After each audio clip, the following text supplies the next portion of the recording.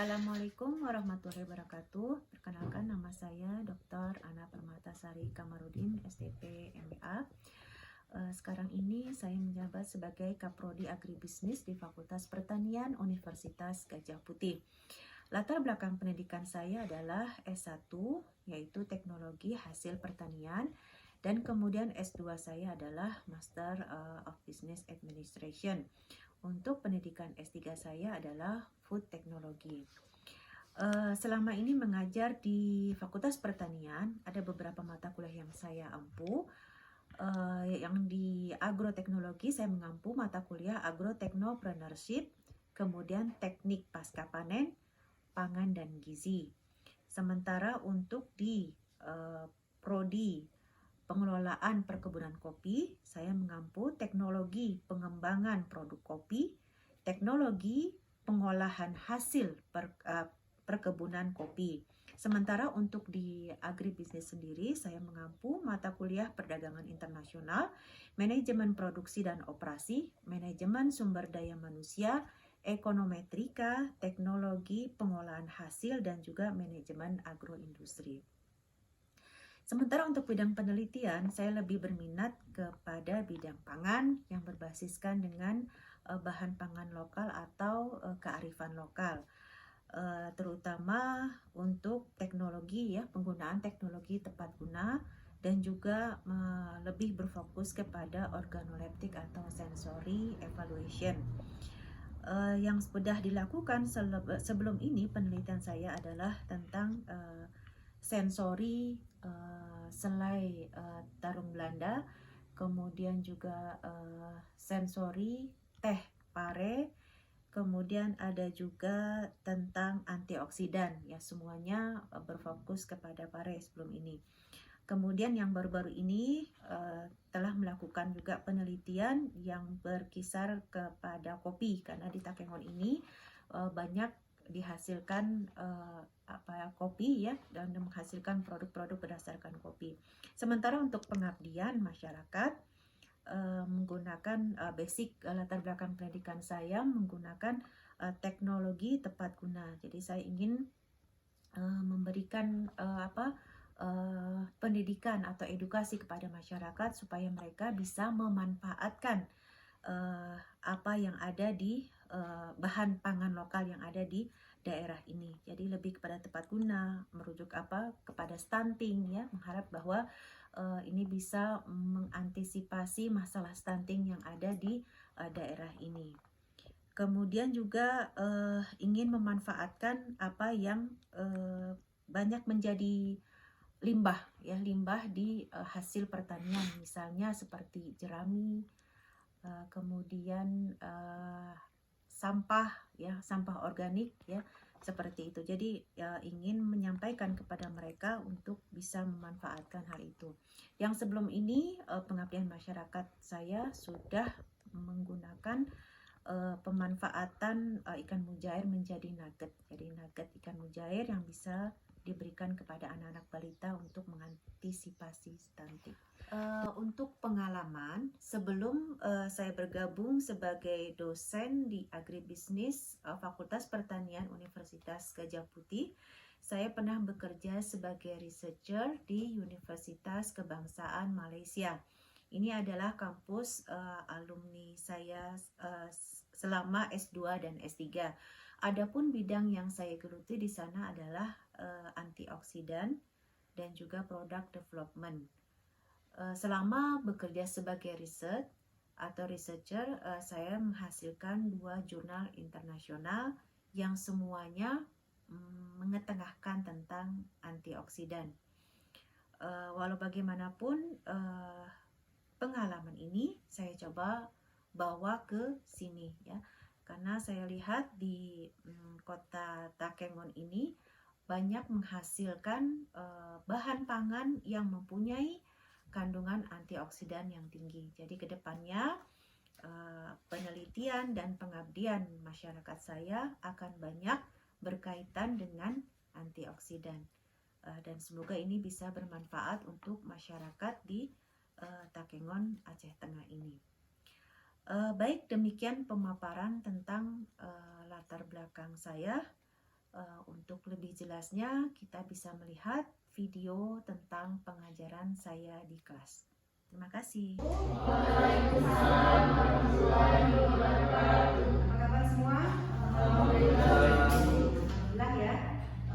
Pada siang hari ini kita bisa bertemu kembali kuliah kita teknik pasca panen pertemuan yang ke-6 ya. Pada pertemuan lalu kita sudah belajar ya bagaimana melihat secara fisiologis ya kimia hortikultur ya buah dan sayur ketika pasca panen. Dan jadi sekarang kita melihat lagi secara evaluasi kualitasnya ya bagaimana.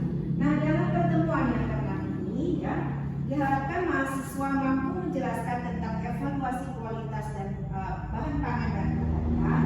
Kemudian juga mampu menjelaskan tanda-tanda kualitas baik untuk bahan pangan dan pertanian secara umumnya ya. Kemudian nanti juga kalian juga akan mendapatkan ya definisi, pengertian tentang evaluasi kualitas, dan definisi pengertian tentang kemudian syarat-syarat bahan pangan dan pertanian ya, sejarah fisik ya, kimia dan juga rasa ya. Baik, kita mulai evaluasi kualitas ya.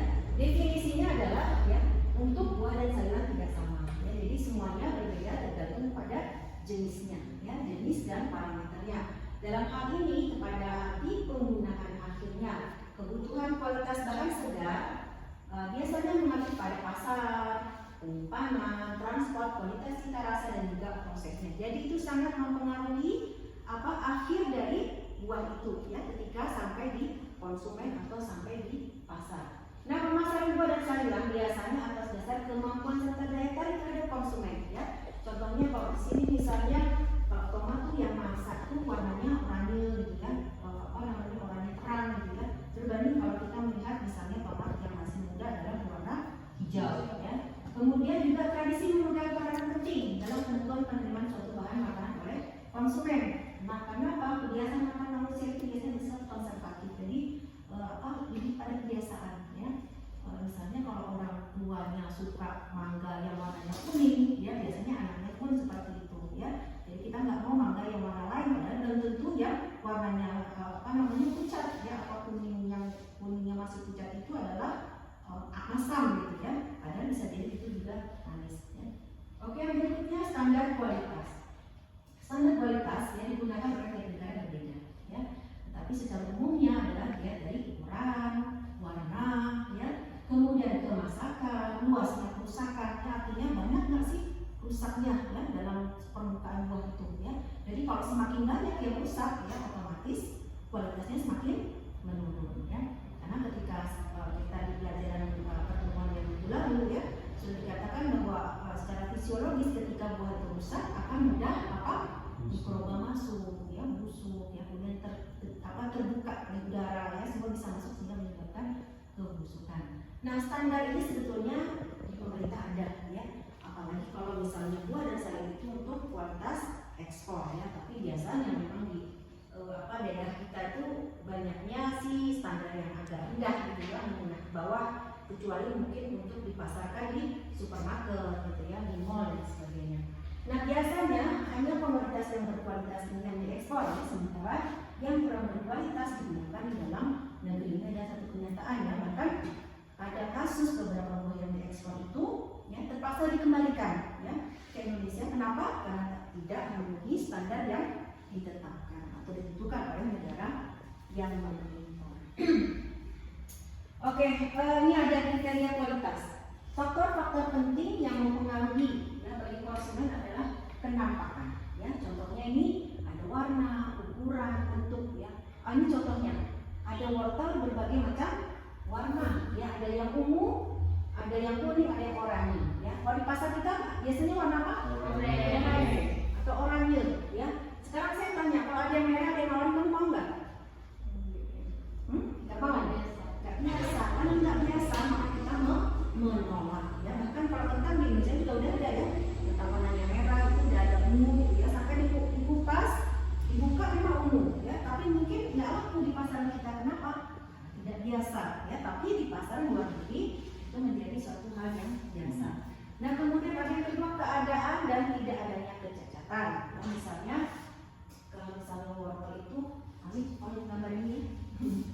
alami dia ada kecacatan ya, kalau di ekspor dia nggak laku ya, tapi mungkin kalau di pasar Indonesia nggak masalah ya. Jadi kalau di ekspor itu mereka minta standar yang sama ya, ukuran yang sama, kemudian dari segi tekstur, cita rasa, dan juga nilai gizi ya. Mereka yang punya edukasi atau punya pengetahuan tentang ya, bagaimana kandungan makanan, walaupun dia mungkin bentuknya aneh, walaupun rasanya juga nggak enak gitu ya, dia akan memilih buah itu, akan memilih sayuran itu ya. Tapi kalau mereka yang tidak mendapatkan pengetahuan, dia akan memilih yang biasa dia makan ya, dia konsumsi. Atau pertama tentang penampakan ya, ini punya faktor kualitas yang paling penting. Karena pertama kali ketika konsumen datang di pasar ya, dia akan melihat secara penampakan, secara mata, menggunakan kaca indera mata ya.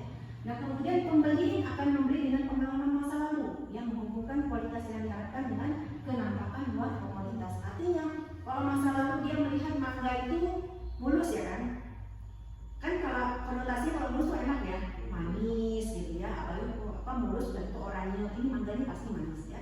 Tapi kemudian ketika dibeli, dibuka, dikupas ya, dibuka, lihat ada yang busuk, berarti dia sudah tersimpan di persepsi dia tidak semua mangga yang kelihatan mulus ya kan, kelihatan oranye itu manis, karena bisa jadi di dalamnya ada yang busuk ya. Itu namanya pengalaman masa lalu. Jadi dia akan hati-hati kok mungkin dia tanya sama abang penjualnya, ini busuk atau enggak. Yang berikutnya penilaian secara cepat menggunakan kriteria ukuran, bentuk, warna ya, kondisi kesegaran, cacat atau rupa ya. Jadi kalau misalnya ada yang berubah ya, atau mungkin ketika dipanen dia terkena pisau dan sebagainya ya, itu akan mempengaruhi harga, akan mempengaruhi kualitas si buah dan sayur tadi. Ukuran dilakukan dengan mengukur keliling diameter, panjang, lebar, berat, dan volume ya, biasanya untuk yang di ekspor ya, sama ukurannya besarnya ya. Kemudian beberapa buah diukur berdasarkan ukuran yang biasanya atau lazim ya. Contohnya kalau misalnya timun ya, timun khas besar panjangnya ya. Kalau ada yang kecil, pernah lihat nggak? Ya, ada yang baby ya, baby kecil ya, atau bayinya timun ya, itu ada. Wortel pun kayak gitu ya. Ada yang panjangnya segini, ada yang baby carrot ya, dia kecil ya. Sebetulnya dia ada lebih pada varietas atau jenis yang bukan karena dia masih kecil dipanen gitu ya, dan itu lebih mahal biasanya. Oke, ini contohnya lagi kita lihat. Ada tomat merah, ada tomat muda ya. Kalau kita bandingkan secara nggak tulisannya lah itu ya, misalnya ya, kita udah bisa mendefinisikan kalau yang merah itu gimana rasanya? Manis ya. Kemudian teksturnya gimana? Lembut. Kalau tomat yang hijau rasanya asam ya. Kemudian teksturnya lebih keras ya. Dan dari situ kita bisa melihat. Begitu juga dengan apel. Nah ini contohnya mangga sebelah kanan ya. Mangga harum manis Malaysia. Kalau di Malaysia mangganya kayak gitu. Nah ini harum manis juga, tapi beda rasanya dengan harum manis yang ada di Indonesia. Kalau mangga harum manis Indonesia memang warnanya oranye betul ya, lembut tapi tak busuk ya, dan rasanya memang sangat manis ya. Nah sementara mangga Farlan ini ada di Thailand ya, itu mangganya itu teksturnya kuning kalau dikupas ya. Kalau dipegang juga buahnya masih keras, tapi rasanya sangat manis ya, sangat manis. Tapi kalau orang yang belum biasa mungkin kalau dia itu asam gitu ya. Tapi ketika dimakan, dia baru terasa itu adalah manis karena baru pertama kali. Itu kalau udah sering, baru kita tahu oh namanya mangga Farlan, mangga Thailand ya. Oh Indonesia punya manis ya, manisnya seperti ini ya. Terus seperti itu. Oke, yang berikutnya kondisi dan kerusakan. Kondisi merupakan atribut yang mengacu pada kesegaran ya, dan tahap senescensi. Senescensi itu artinya kemajuan ya. Kalau sayur atau buah pasca panen ya, simpan agak lama dia mengalami senescensi atau kelajuan. Mungkin 1 hari masih dia tahan ya, 2 hari kembali kepada kondisi sayur dan buah itu sendiri masing-masing ya. Nah kemudian sayur daun yang sudah lagi tentu akan ditolak ya. Pembeli itu nggak mau ya, karena memilih yang paling tinggi pasarnya kan, memilih yang paling segar ya, dan disebut berkualitas buruk. Demikian pula buah-buahan yang berkurus dia otomatis berkualitasnya lebih rendah dan dihargakan akan lebih murah. Nah untuk memperbaiki kondisi penyimpanan ya, akan mempertahankan kualitas komoditas. Contohnya dengan pendinginan, ya. Kemudian menutupi komunitas dari cahaya matahari itu adalah proses untuk mempertahankan kualitas. Ya. Karena apa? Ketika buah terbuka, gitu ya, kemudian ada udara, ya, ada sinar matahari, itu otomatis ya kualitasnya akan berkurang. Nah, kemudian kerusakan akibat mekanis luka akan menurunkan kualitas, ya. Ada yang kena pisau, ada yang kena mungkin benda tajam yang lain, ya. Nah, ini akan menurunkan kualitas. Contohnya misalnya ubi jalar, ya. Dipanennya kayak mana? Ubi jalar cara panennya bagaimana? Dikorek. Pakai apa? Pakai apa? Campur. Nah, itu harus hati-hati. Kenapa? Kalau campurnya kena dia akan udah luka, namanya luka mekanis, ya. Nah, ini kalau udah luka dia akan terluka dengan udara, mudah mikrobia masuk. Nah, kualitas yang baik untuk ekspor, sementara yang sebaliknya untuk konsumsi negara asal. Jadi sudah rahasia umum, ya, seperti itu. Biasanya ekspor itu yang bagus-bagus, yang kurang bagus untuk pasaran lokal. Karena itu kualitas yang utama adalah kenakapan, karena mudah dilihat oleh pembeli. Karena pertama kali kita melihat dengan mata, ya.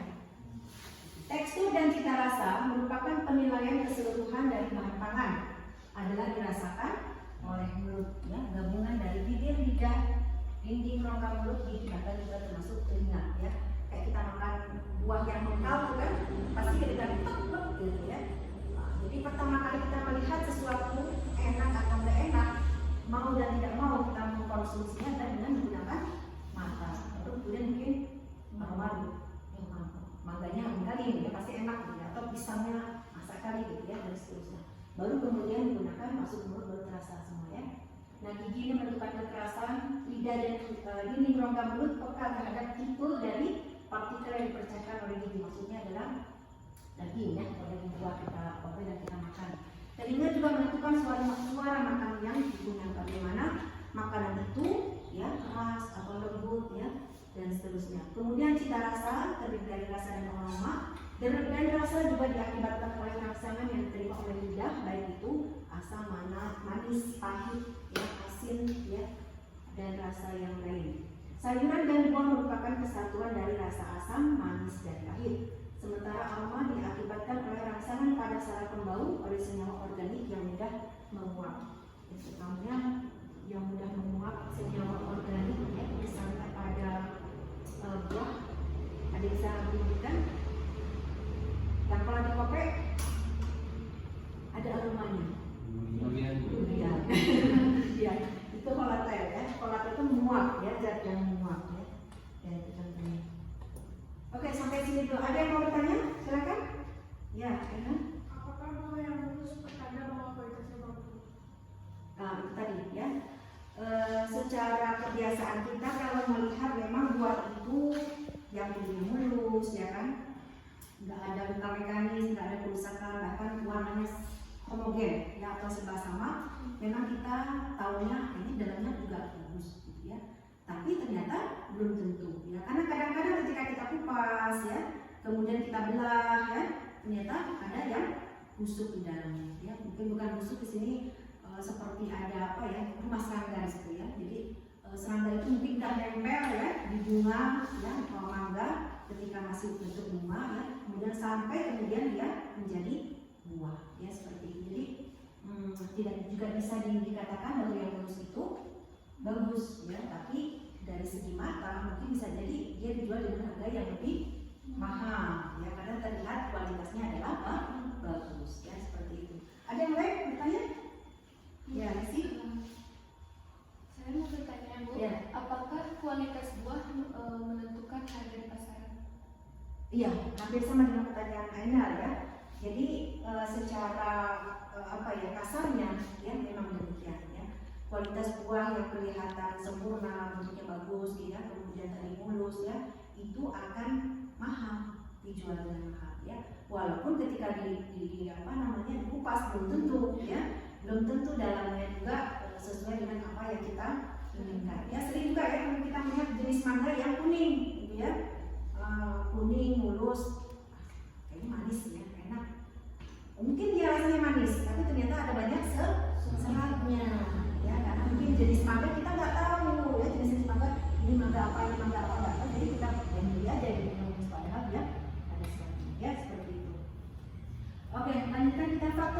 pasca panen yang mempengaruhi kualitas, tidak semua hasil pasca panen menurunkan kualitas. Kadang-kadangnya justru dipanen saat buah masih mengkal lalu dibiarkan menjadi matang, ya. Jadi bukan berarti udah matang atau masih mengkal, jangan dipetik misalnya, ya. Nggak seperti itu, karena ada tipe-tipe buah yang harus dipetik ketika masih mengkal. Contohnya apa? Yang disebutkan? Bisa. Yang lain lagi? Tomat. Ada lagi? Mangga sawo, ya. Mangga kurang, ya. Mangga misalnya dibeli yang alpukat, ya. Nah, ini masuk klimakterik, ya. Jadi yang harus dipanen ketika masih muda, kemudian dibiarkan dia akan masak dengan sendirinya karena ada zat etilen, ya. Jadi masing-masing buah sebetulnya ada zat yang terkandung di dalamnya itu membuat zat itu buahnya itu masak dengan sendirinya, ya. Oke, pengurangan kualitas pasca panen disebabkan faktor metabolik, transpirasi, kerusakan mekanis dan juga mikroorganisme seperti yang saya sampaikan tadi, ya. Kalau ada yang terbuka itu akan mudah mikroorganisme masuk ke dalam daging. Oke, faktor utama yang menurunkan kualitas pertama pemanenan, seperti tadi, ya. Mau panen apa tadi? Di jalan, ya, pakai pacul, ya, atau pakai lem, ada pakai lem, selain pacul. Ada, ya. Dia pasti harus pakai dengan tajam, ya. Kemudian adanya mikroorganisme terbawanya tanah dan debu dalam jumlah yang banyak. Kemudian juga kekeliruan sortasi antara yang masak dan yang belum, artinya tercampur, ya, antara yang masak dan yang masih mengkal, adanya memar dan luka. Ini bisa menjadi faktor yang menurunkan kualitas, ya. Jadi jangan sampai terjadi, ya, karena nanti akan menurunkan harga di pasar. Kemudian yang kedua pengangkutan dan penanganan yang kasar atau dibanting, gitu, ya. Kayak alpukat tadi, ya. Jadi daerahnya banyak alpukat, gitu, ya. Kita kenal banyak alpukat, ya. Ini masih mengkal, gitu. Banting aja, ya, udah masuk karung misalnya, banting aja atau dia masih mengkal, kan, gitu, ya. Padahal tidak bisa. Jadi ketika dibanting dia akan menjadi apa? Memar, seperti itu, ya. Jadi penanganan kasar, jalan transportasi yang buruk, ya. Kondisi di jalanan ketika buah bisa dibutuhkan di bawah itu akan mempengaruhi sampai di tempat, dan juga jenis kendaraan. Jadi harus sesuai, ya. Jangan sampai kita menggunakan mungkin mobil biasa, atau menggunakan mobil yang sebenarnya tidak mampu untuk mengangkut, ya, saya dan teman tadi. Dan kemudian penyimpanan, ya. Nah, kalau penundaan terjadi penundaan hasil panen, ya, kelamaan disimpan nih, ya, di storage, ya, atau di store, itu akan menyebabkan dia menjadi busuk, layu, ya. Kemudian apalagi sensi tadi, ya. Dan pun dagingnya mungkin udah nggak nggak enak lagi karena terlampau masak, ya, terlampau masak sehingga misalnya kita makan mangga harusnya dia nggak terlalu lembek, ya, jadi lembek walaupun mungkin rasanya manis, ya. Dan kemudian juga mencampur komoditas dengan jenis lain, ya, bisa memicu sensi karena adanya etilen. Jadi contohnya kayak misalnya pisang disatukan dengan misalnya apel atau pisang dengan bawang, ya. Ada seperti dibilang nggak boleh, kenapa? Itu akan saling mempengaruhi, ya. Jadi etilen yang ada dalam buah pisangnya cepat masak, ya, akan sampai di sebelahnya. Kalau yang sebelahnya udah masak, dia jadi busuk lah, ya, jadi layu, cepat masaknya, gitu, ya. Jadi tidak boleh dilakukan. Jadi harus sesama buah itu sendiri. Oke, kemudian di pasar atau pemasaran saat dipajang swalayan, ya. Nah, ini akan terbentuknya zat toksik, ya, toksin, alkaloid pada kentang contohnya. Kemudian kerusakan oleh mikroorganisme yang disebabkan oleh jamur dan bakteri, ya. Terutama kalau kelamaan, ya, lembab di dalam ruang yang tertutup, gitu, ya. Itu lama-lama bisa menjadi rusak. Jadi itu sebetulnya ada expirednya, ya. Expirednya juga, ya, ada waktu kadaluarsanya. Kemudian adanya pestisida, fungisida, insektisida dan herbisida, ya. Mungkin nampaknya karena kandungan insektisida, pestisida, maka dia sayur misalnya, ya, sayur apa? Bayam, sawi, nampak mulus, gitu, ya. Padahal ada kandungan pestisida yang cukup tinggi, insektisida yang cukup tinggi. Ini ada satu hal yang harus diperhatikan, ya, untuk para petani, ya. Mungkin kalau para petani kita belum semuanya menggunakan pestisida, insektisida, ataupun bahkan pupuk yang organik, gitu, ya. Tapi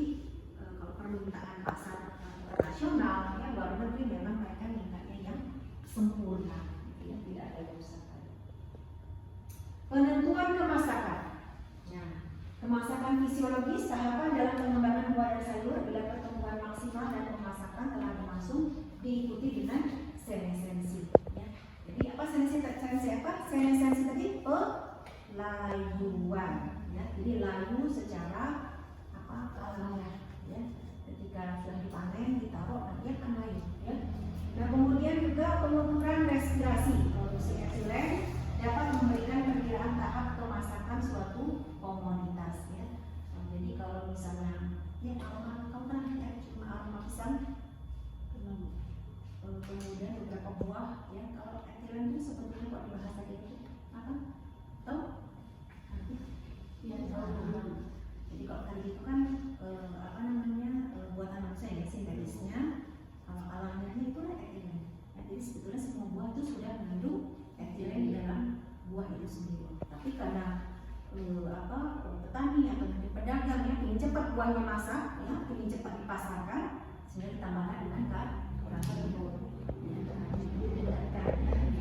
Didekatkan supaya memicu apa namanya pemasakan itu. Nah kemudian mempunyai hubungan yang kecil, tadi kemasakan komersial, keadaan organ tanaman diserahkan oleh pasar, ya. Jadi permintaan pasar seperti apa, itulah yang harus dengan petani. Ya. Petani harus membuat buah atau sayur itu sesuai dengan permintaan pasar. Karena kalau enggak dia akan tak laku. Ya, kecuali mungkin kalau di kota kecil seperti kita ini, gitu, ya, mungkin setiap orang punya kemampuan yang berbeda untuk membeli. Kemudian mempunyai hubungan yang kecil terhadap kemasakan fisiologis dan dapat berlangsung pada tahap manapun selama pengembangan dan senescensi. Jadi kemasakan komersial ini memang yang diharapkan oleh pasar. Ya. Jadi pasar ininya misalnya tingkat kemasakan seperti apa, disitulah ya dibuat, makanya tadi kembali dari dipakai kan, ya, walaupun mungkin kalau orang yang sudah memahami atau mengetahui dari pengetahuan ya pengaruh karbon, kesehatan dan sebagainya, dia akan hati-hati untuk membeli dan akan membeli sayur atau buah yang organik. Berikutnya tahap kematangan suatu komoditas. Nah, ini ada psikologi ya secara maturity itu kematangan ya. Jadi dia ada waktu ya ketika tadi bunga ada pembentukan apa? Misalnya ada development non edible. Jadi memang tidak bisa dimakan ya. Ketika tomat dalam bentuk ini tomat ya, tomat apa? sama ya, sama bentuk. Tapi sama secara apa? Perhitungan psikologisnya ya ini dari bunga, kemudian buah kecil, buah muda dan seterusnya ini belum bisa dimakan. Walaupun bisa dimakan kayak enak rasanya, ya. Sama kalau tomat jadi asam kan. Baru kemudian dalam komersial maturity ini dia bisa dikonsumsi, edible ya, udah bisa dimakan, udah bisa dikonsumsi. Kemudian pada waktu tertentu dia menjadi over mature atau terlebih kasar. Dia menjadi sangat lembek, ya rasanya itu udah kurang enak gitu ya. Baik kalau apel biasanya pada makan kayak gimana rasanya? Matang kali yang merah kali. Gimana rasanya? Manis. Teksturnya gimana? Lembut. Kayak spon ya kan? Kayak spon yang merah. Ya. Jadi rasanya udah malah kurang enak gitu ya, karena udah terlebih masak. Ya. Nah ini pada fase ya. Fase pertama, fase kedua, fase ketiga di bawang. Apa? Bawang atau apa nih? Saya. Buah apa? Buah tim. Nah apapun juga itu ya. Ini ada fase-fasenya. Di fase ketiga baru dia bisa dimakan. Karena fase yang sebelumnya adalah rasanya tidak enak. Walaupun mungkin bisa dimakan ya, tapi tidak enak ya. Nah, dari sini ada perhitungannya ini minggu ya. Ya fruit diameter ya. Kemudian mengalami peningkatan ketika dalam kondisi yang ya masanya kan mungkin besar ya. Mengalami peningkatan ya, kemudian bisa dia menurun lagi ya. Mungkin kalau kita lihatkan ini mengecut ya, menurunnya maksudnya mengecut ya, ukurannya mengecut ya pada minggu yang ke-7.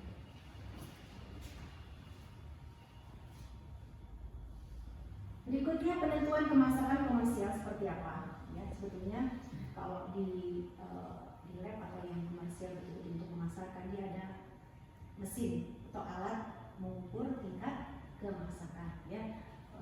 Kemasakan komersial menyangkut sebagian tahap perkembangan atau pemasakan dan membutuhkan pengukuran beberapa sifat yang diketahui berubah Bila buah-buahan atau sayuran menjadi masak, menyangkut keputusan tentang tingkat pasar, penerimaan, pengukuran objektif, subjektif, dan keduanya. Ya.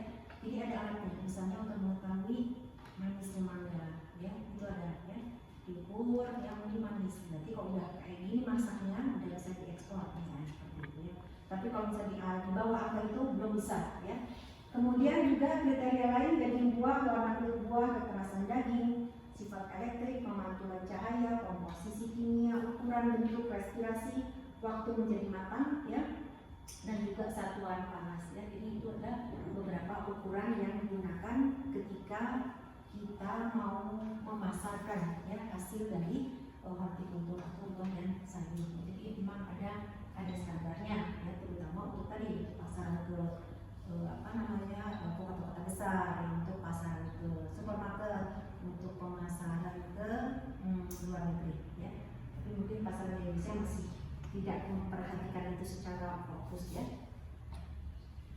Keterangan penentuan pemasakan, atau sini ada yang tanya dulu, silakan.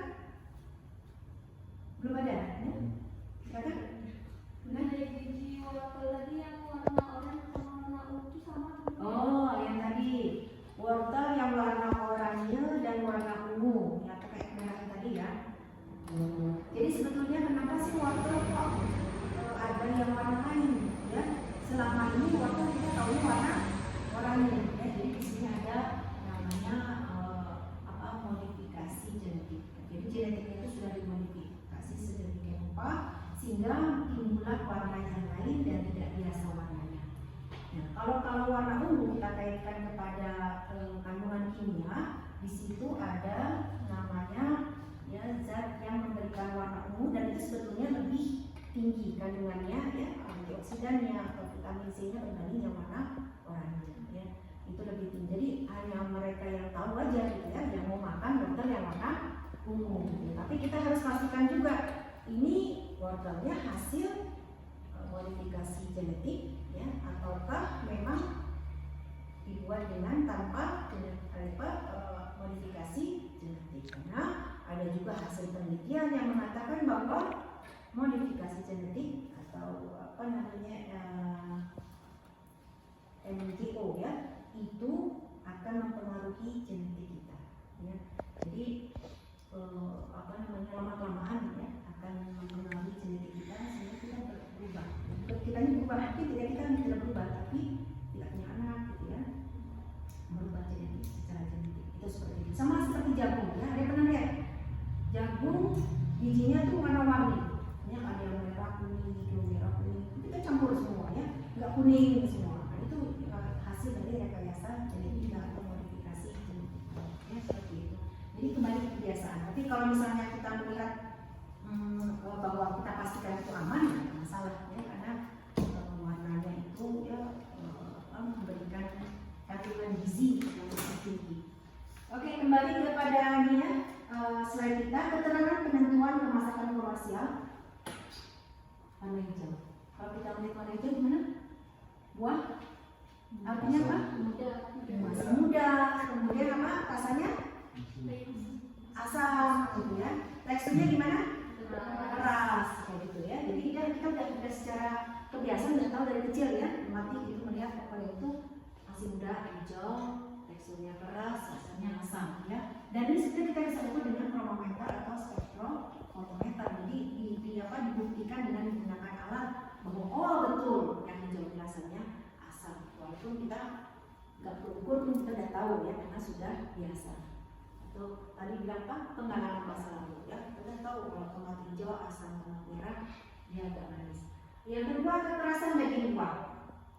Semakin matang, maka kekerasan akan berkurang. Dan ini dapat diuji dengan penetrometer namanya. Ya, penetrometer itu bentuknya seperti jarum, kayak jarum jahit gitu ya.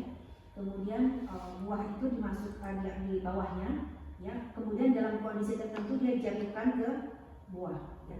Berarti kalau buahnya masih keras gimana? Secara logika kita? Jarumnya titik. Jarumnya mungkin cuma di permukaan aja, atau masuknya ada sedikit, ya.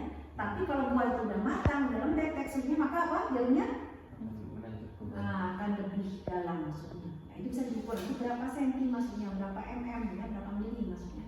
Itu bisa diukur untuk mengukur kematangan buah.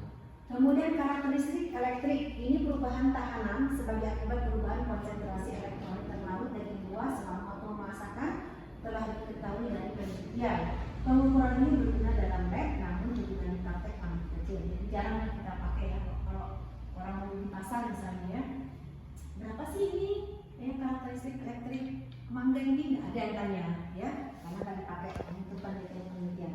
Kemudian yang keempat, pengukuran kimiawi ya, seperti misalnya kadar gula diukurkan refraktometer. Refraktometer itu seperti apa ya? Dia kayak alat ya, kemudian ada lensanya, kemudian diteteskan di situ cairan ya, cairan dari buah, misalnya mangga tadi ya, oke ya, diteteskan, kemudian nanti dia dibaca di situ ya, berapa bacaan ke tingkat kemanisannya ya, maka di situ dia mempunyai rasa manisnya, dan berapa kalau asam, nanti di bawah angka yang tercantum di situ. Kemudian juga keasaman menggunakan literasi dan juga kertas pH. Kan ada yang petani sini, tahu kertas pH ya? Kenalin kertas pH ya? Untuk mengukur keasaman tanah misalnya kan, air dan sebagainya dipakai. Ada yang namanya kertas lakmus juga ada ya, pH meter juga ada. Itu untuk mengukur keasaman.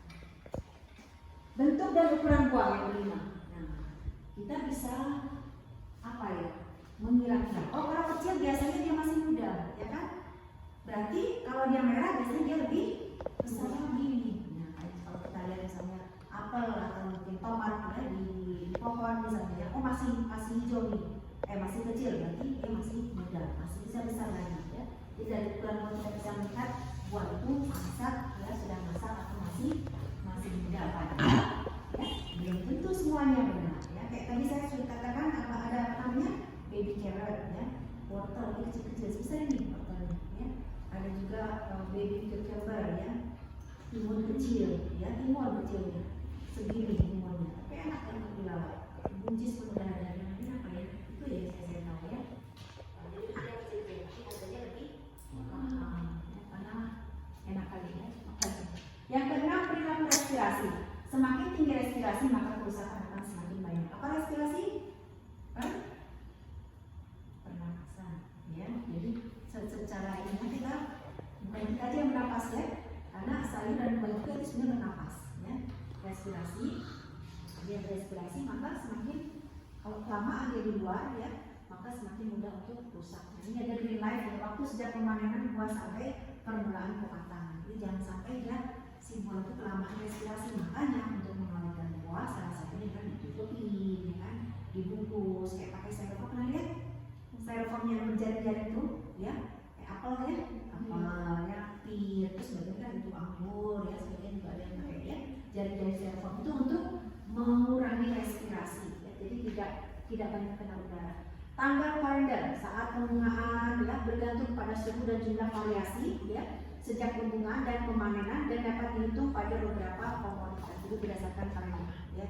Misalnya ada yang bisa dipanen 3 bulan, apa itu biasanya? 3 bulan bisa dipanen. Tomat berapa bulan? 3,5.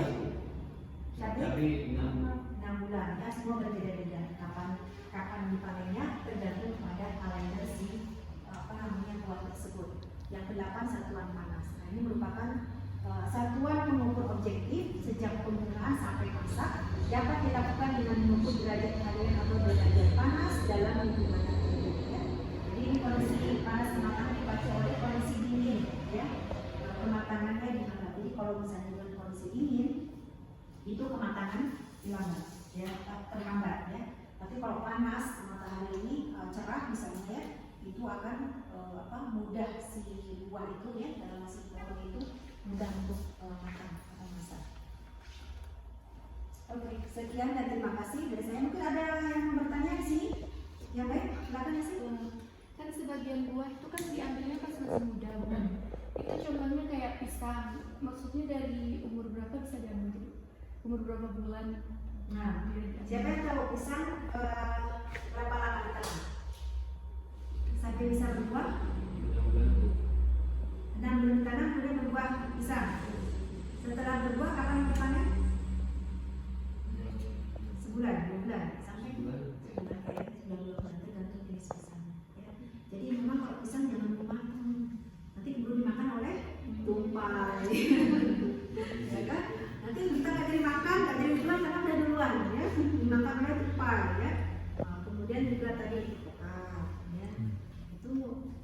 Bayangin deh kalau makan alpukat udah matang lalu dijolok, gimana?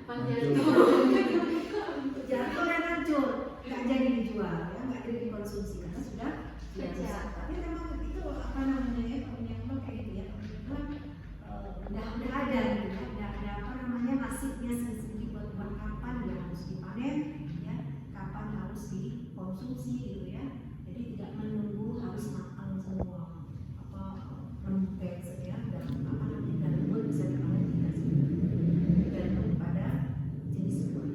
Ya, ada yang mau bertanya lagi? Ada yang mau bertanya lagi? Silakan. Bu, jadi kenapa buah yang berkualitas saja yang bisa diekspor ke luar negeri? Sedangkan buah yang agak besar sedikit ditahan di negeri sendiri. Ya, jadi sebetulnya ini kan masalah kebiasaan ya.